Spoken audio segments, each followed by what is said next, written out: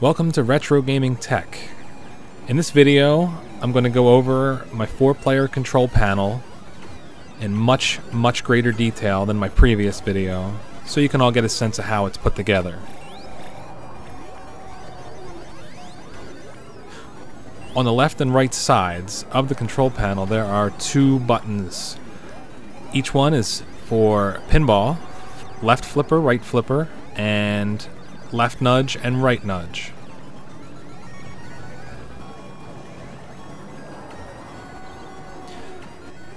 Underneath, holding the top of the control panel to the frame, is a piano hinge.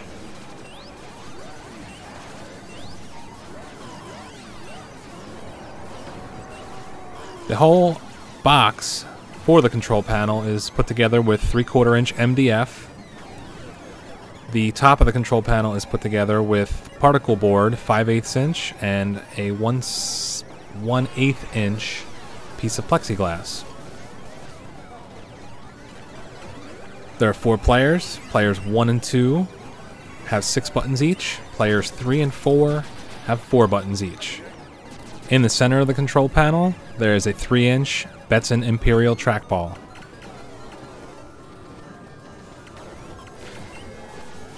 Above each player's controls, there is a player start button and an insert coin button. All 4 are color coordinated to match each player, and the insert coin buttons light up.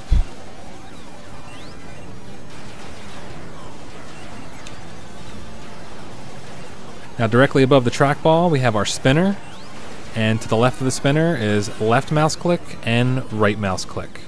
Above that are the admin buttons: back and exit, pause, save, load, options, and enter.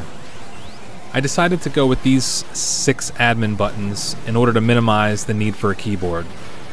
And in most cases, you do not need a keyboard to play this. As we flip the top control panel up, it's held on from flipping over with a chain.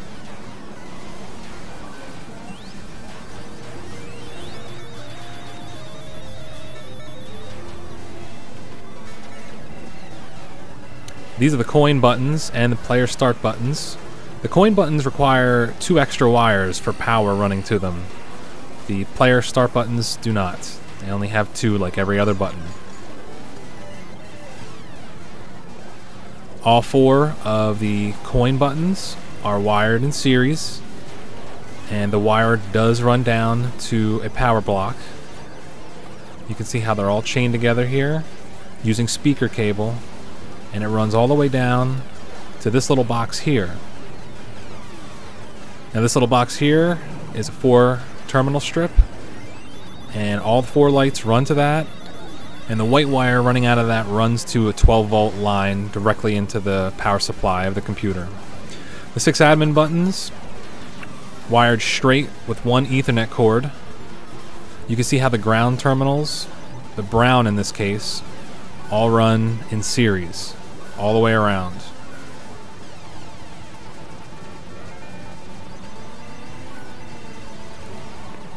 Everything runs down right to the middle. In the middle, everything splits and goes to the corresponding button. Each joystick is using 1 Ethernet cable. Each set of buttons is using 1 Ethernet cable. You can see how the grounds here are daisy chained together.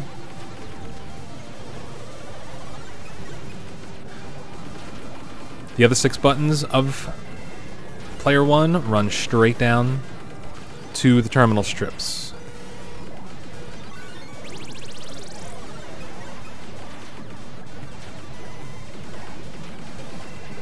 Now these terminal strips are there in order for me to be able to split the signal to the iPack and for, you'll see in part 2, the Xbox 360 controllers.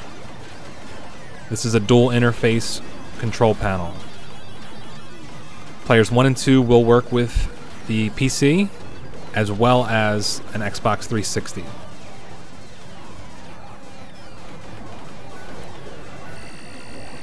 The iPack interface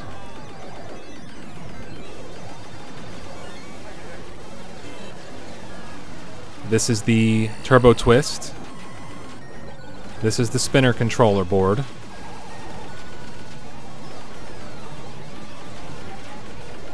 The spinner controller board as well as the iPack are both USB. They run to a hub. The little ribbon cable here runs all the way up to the turbo twist itself.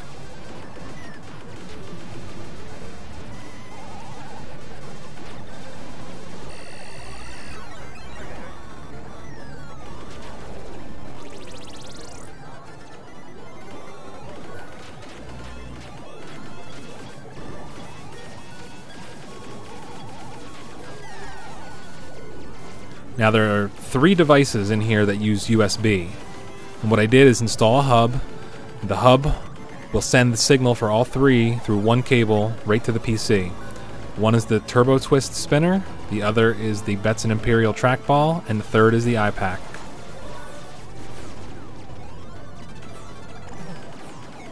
You can see almost every button on the iPack is used. There are a few that I do not have installed, but I had plenty with the iPack 4 to run all the buttons on the control panel with some to spare.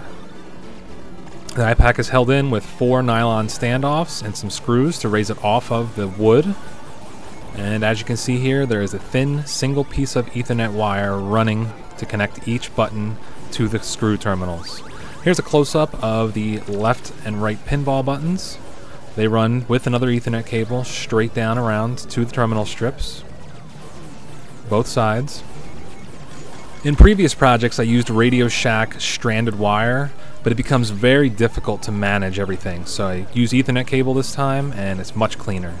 Now here's the restrictor plates on all 4 joysticks. Players 3 and 4 would really never have to use them. Players 1 and 2 though, when you're playing a 4-way game that requires the joystick to go up, down, left, and right only and not hit diagonals, as you can see here, this is the best. That's 4-way mode, and this is going back to 8-way mode. And this enables you to activate 2 switches at the same time in order to hit the corners. Now all 4 joysticks are J-sticks from Ultimark.com. I think that's the best option in this case if you want to have the ability to play 8-way games as well as 4-way games. With this, you do not need a dedicated 4-way stick. Each one is switchable without having to unscrew anything. You just pop the panel up, flip it with your fingers, and drop it back down when you want to switch to a 4-way game. Okay, please continue to part 2, where I explain how I interface the Xbox controllers to work along with the iPack.